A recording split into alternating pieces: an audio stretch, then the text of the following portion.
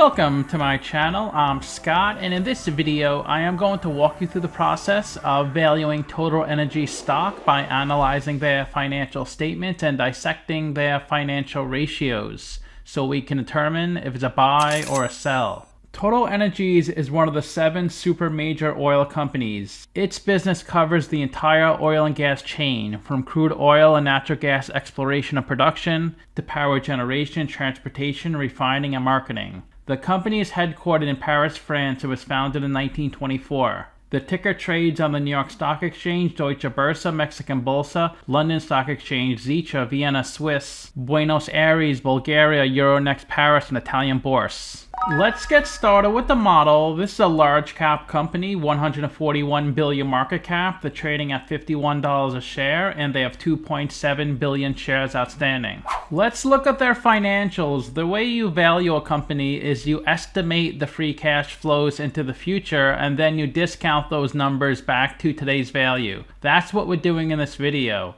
And free cash flow is cash flow from operations minus capital expenditures. As you would expect, their free cash flow is really high in the trailing 12 months, over 19 billion, and it's going to get even higher since oil prices keep climbing. Net income is the profit or loss on the income statement. It's revenue minus expenses. That also peaks in the trailing 12 months at over 18 billion. Revenue is the sales for the company, and you can see that's low in 2020 because the price of oil got pretty low that year. It jumped way up in 2021, and it's even higher in 2022. Now their revenue is over 200 billion. This is their income statement. The top line is the revenue, the sales. Below that is the cost of revenue. These are the expenses directly related to generating the revenue. Revenue minus cost of revenue gives you your gross profit. And their gross profit tripled from 2020 to the trailing 12 months. But their revenue didn't even double. That means their margins are really huge relative to 2020. Below that is their operating expenses. These are all the expenses not directly related to generating the revenue. Gross profit minus operating expenses gives you your operating income. That doubled from 2019 to the trailing 12 months. It was negative in 2020 because their revenue was a lot lower.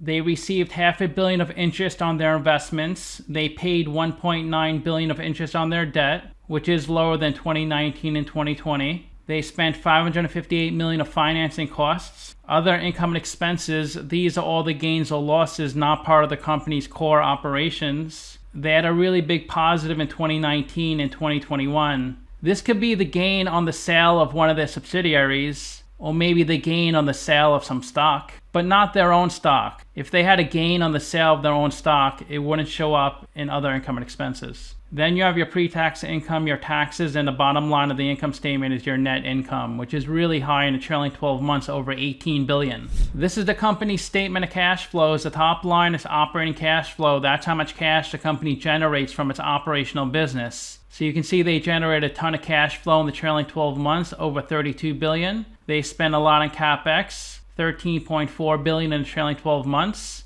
That's higher than 2019, 2020, or 2021. Operating cash flow minus CapEx gives you your free cash flow, and that was almost 5 times as big as 2020. They do pay a nice dividend with their free cash flow. They also buy back stock. They bought back 2.8 billion in the trailing 12 months. They also bought back 2.8 billion in 2019. When a company buys back its own common stock, that decreases the shares outstanding and makes your shares more valuable. They do add a lot of debt each year. They added 8 billion in 2019, 16 billion, and 3.2 billion. Debt is a cheap way to finance growth, but the bad thing about debt is you have to pay interest payments on your debt. When you issue common stock, you don't have to pay dividends. Let's look at the capital structure. 116 billion of equity, 65 billion of debt. They're 64% equity, 36% debt. If they used all the cash on their balance sheet to pay down their debt, they would only have 26 billion of debt left over. I gave them the middle whack on Finbox, 8%, and that's a discount rate we're going to apply to the future cash flows. We estimated 4 years of future free cash flows. We also estimated a terminal value, which is all cash flows past year 4, that's 192 billion.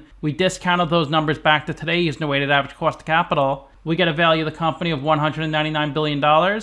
We divide that by 2.7 billion shares. And we get a calculated stock price of 73. They're trading at 51, so they're trading at a 29% discount. It's a buy according to the model.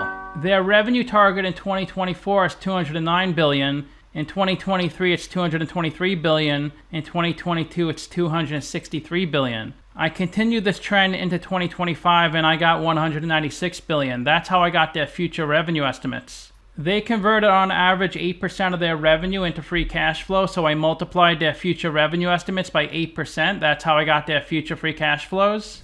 The website Simply Wall Street values the company at $70. They're saying it's 26.3% undervalued. 4 analysts priced this stock and the average price target is 64. All 4 analysts predicted 64 as a stock price. This is where the stock has been trading the last 5 years. In the beginning of 2018, it was above $60 a share. It fell to about $26 at the COVID bottom. And a couple of weeks ago, it hit about $58. It's regressed a bit down to $51.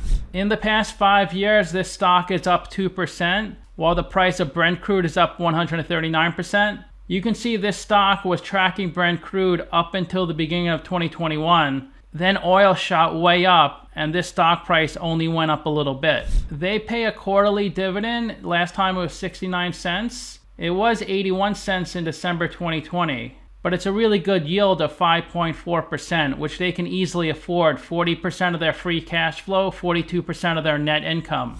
They've always paid a really nice dividend. It looks like it's around 6% most years. And the forecast is for the yield to be 6.2% by 2024.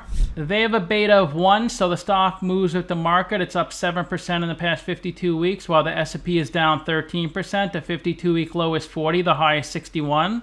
And the stock is trading below its 50-day and 200-day moving average. 2.5 million shares are traded each day on this stock. Of the 2.6 billion shares outstanding, 2.3 billion are on float, 6.5% are held by institutions, and 1/4% of the shares are shorted.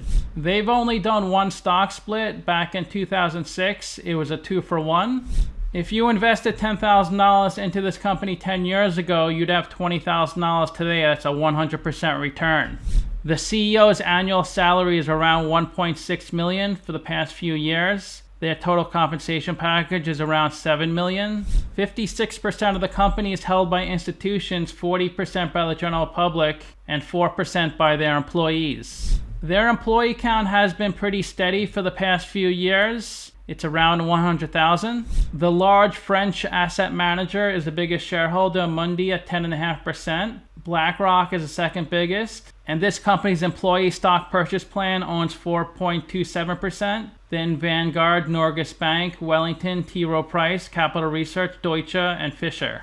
The best way to look at ratios to compare them to companies in the same industry. There are 19 companies in the same industry as Total, and if Total has a number in red, they're worse than the average. If they have a number in blue, they're better than the average. So they're better than the average in every category except price to free cash flow and their revenue growth. They rank 4th in market cap, $141 billion. The average is $88 billion. So to summarize, I have them trading at a 29% discount. And like all oil and gas stocks, they're putting up great numbers, but the stock price has really been lagging. So this could be a good opportunity to make some gains. I rank their free cash flows 10 out of 10, their revenue 9 out of 10, and their ratios 8 out of 10. So let me know what you think. Give this video a like, subscribe, or comment below. Also, if you'd like to get custom valuation or just support the channel, you can become a member by clicking on the link in the description below. Thanks for watching.